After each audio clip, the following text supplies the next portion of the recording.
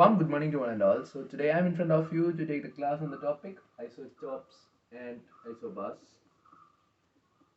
So before moving on to isotopes and isobars, we should have a clear-cut idea about what atomic number is and mass number is. So hope everyone have heard about what atomic number is and mass number is.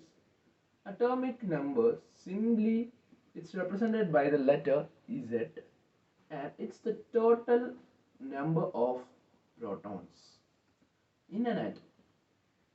So repeat again, atomic number it's represented by the letter Z, and it's the total number of protons in an atom. So now going on to the mass numbers. Mass number means it's a total number of protons plus neutrons in an atom, and it's represented by the letter A. I repeat again, the atomic number means it's the total number of protons, and it's represented by the letter Z as you can see in the whiteboard. The mass number means it's the total number of protons plus neutrons in an atom, and it's represented by the letter A. So if we know, if we'll think, that is we'll think like if we have an atomic number and mass number, how we'll represent an element. So moving on to that, if we consider an example that is X, X is any element, how we'll represent atomic number and mass number is to be shown. That is, we'll represent atomic number as Z and the mass number A above. So as you can see, we'll represent an element as atomic number below and the mass numbers above. So for getting a clear idea, we'll take an example nitrogen. I guess you know what is atomic number of nitrogen. The atomic number of nitrogen is 7 and the mass number is 14. So now you can see like we'll represent N714, and while we speak also we'll say like N714, where 7 is the atomic number and 14 is the mass number. So now moving on, we'll come to isotopes. So isotopes means atoms having the same atomic numbers and different mass numbers are known as isotopes. So I'll show something. I'll start with an example. C612, C613 and C614. So the first example is the example of carbon. In the case of carbon, as you can see, the carbon have an atomic number of 6, which is common, and the mass numbers varies. So such a class of compounds on the same element will have the same atomic numbers and different mass numbers are known as isotopes.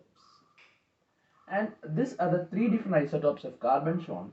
And in the case of carbon, the C612, the first isotope of carbon, is the most stable isotopes, and it is the most abundant in the Earth's crust. So now we'll go with the example of hydrogen. That is 1H1,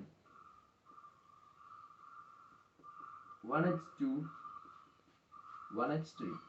As you can observe here, the atomic numbers remains the same and mass numbers different, and the mass numbers different. Mass numbers are different. So these are the three isotopes of hydrogen, and the three of them have three different names. That is, first one is protium, second one is deuterium, third one is tritium. Here, out of which the tritium is the most stable isotope of hydrogen. Now going on with the isotope of chlorine. We'll go with chlorine. Chlorine have an atomic number 17 and a mass number of 35. And chlorine shows two different isotopes. And as you can see, these are the two different isotopes of chlorine. Now in the case of chlorine, here you can observe, as we have two different large mass numbers, the average mass number of chlorine is equal to 35 plus 37 divided by 2, and that is equal to 35.5 U, where U is the unit of mass number, and this is known as the average mass number of chlorine, and this is considered as the mass of chlorine. Now moving on, we'll go with applications of isotopes.